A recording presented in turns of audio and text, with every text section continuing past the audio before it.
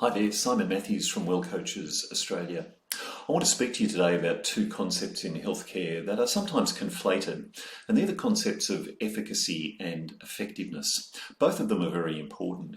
Anytime a new protocol for treatment is developed, then it's put through a process of testing, and that's typically idealized laboratory-based testing to determine its absolute best chance of success, and that's called efficacy.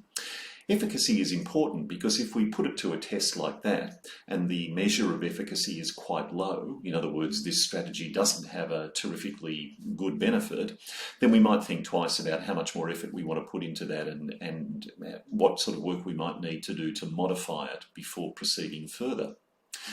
But efficacy is only one part of the equation, because the other very important thing, of course, is regardless of what this looks like in a laboratory, how does it perform in the real world? And in the real world, people forget things, people have distractions, interruptions, and so on. And all of those factors can have an impact on how effective that particular intervention is. So we end up with this second figure of effectiveness. Both of them very, very important. In health coaching, we're able to do a very, very similar thing by using two processes that are inherent in the coaching process. The first of those is the goal setting process, and the second is the goal review process. In goal setting, we work with a client to design a unique intervention that's just for them and just in relation to a particular behaviour. And as part of that, we always ask the question, how confident are you that this will work in the way that you want it to? That question about confidence gives us some idea of efficacy, because we're really testing this in ideal conditions. We're sitting, in a coaching room or perhaps on a Zoom meeting like this, and we're having a discussion about what this would look like. So it gives us a good overview. It also gives us some important information about how we might even be able to improve that strategy with our client right then and there if their confidence is low.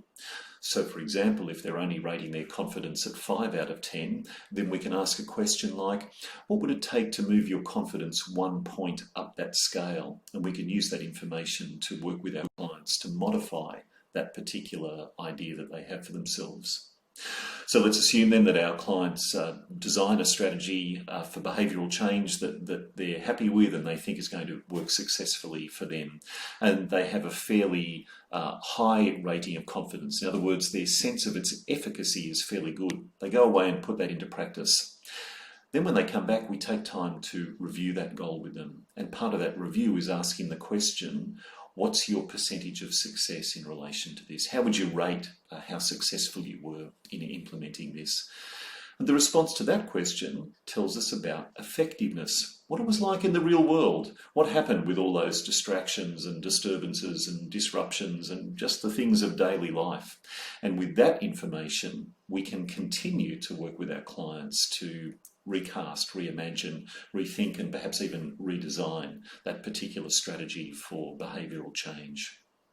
So efficacy and effectiveness, both very, very important, and both give us very valuable information about, first of all, how we set up a particular approach for the best chance of success, and then secondly, what we can do to modify it in the real world.